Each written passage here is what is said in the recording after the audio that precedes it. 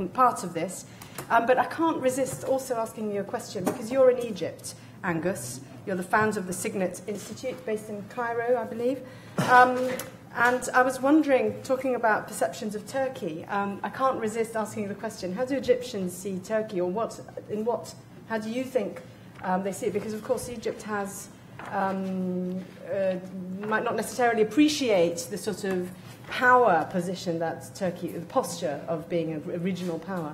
In Egypt, that might not necessarily be appreciated, even if when Turkey's president went to Egypt, there was a lot of, he was very much welcomed by the population. I was just wondering whether I could ask you for a few words on this, and also look at the sort of economic aspects of change and what the opportunities are there and what the challenges are there. Okay.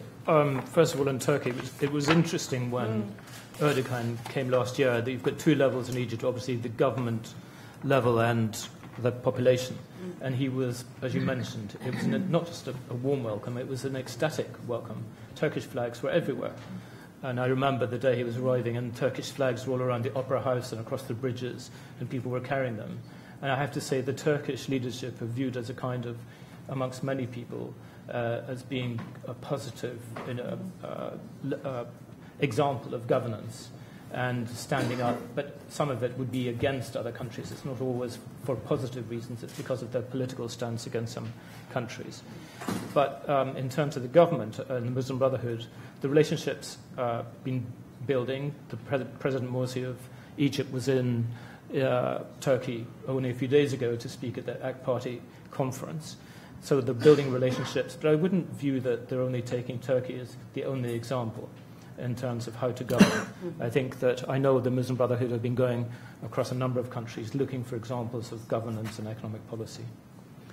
But it's a positive relationship, and that's good. And I know that Turkey's awake to that fact that it's being viewed as a model in terms of good governance, economic governance, and a strong economy.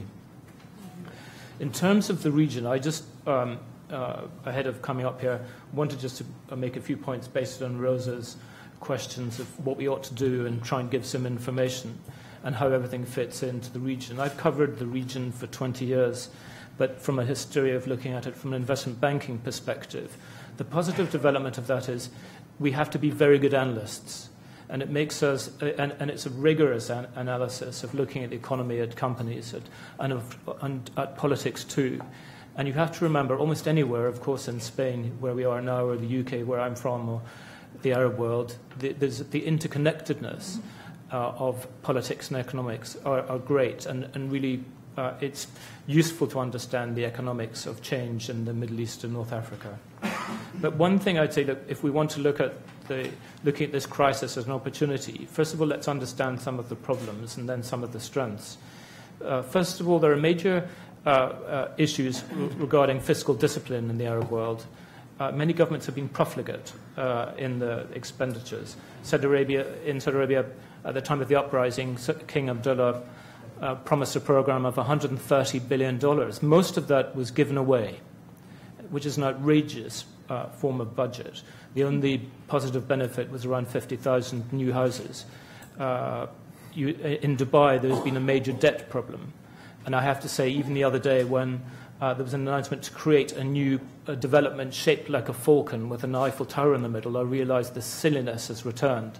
And again, outrageous planning and wastage of capital in Dubai. In Lebanon, government debt continues to be high, around 140% of GDP. In Egypt, the budget deficit around 12% of GDP. This is important on the political field because it reflects policy responses which will feed through to the street. In terms of small and medium-sized enterprises, where I'd say the European Union could help, and perhaps we can talk about this later, is to help really develop strong programs across the poorer nations in particular, to develop programs to help the poor and help develop business plans, even because the language of business remains very poor on the street. So people cannot be empowered and they feel disassociated from the body politic. So again, this is intertwined. Inter-regional trade remains poor. When I started covering the region, only around 7% of trade was developed within the MENA region. Now it's about 14%. So it's a region which doesn't really trade with each other. European Union accounts for around 1/3 of trade. Exports are poor. Education generally across the region, with the exception of Turkey and Israel and a little bit in Lebanon, is really poor.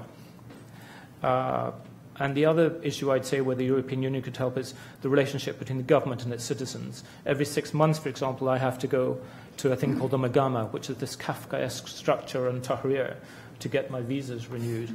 And you see the way in which the government works with its populace, with disdain, I have to say, an enormous bureaucracy, which is an insult not just to the citizens, but to the people who are employed within the state.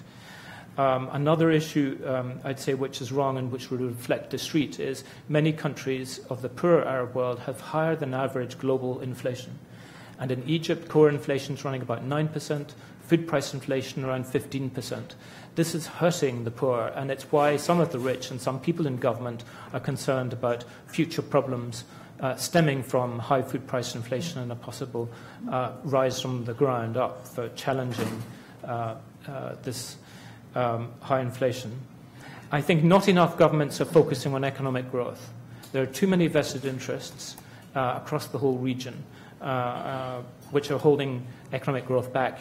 The whole region needs between 5 and 7% real GDP growth on an annual basis to supply the necessary number of new jobs for people who are leaving school and university.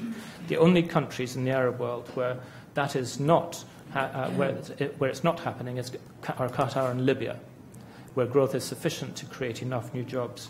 That is unsustainable. In terms of the vested interests across a whole variety of issues, I don't want to go into the details at the moment of the people and so on, but major family conglomerates, particularly in the Gulf, really limit a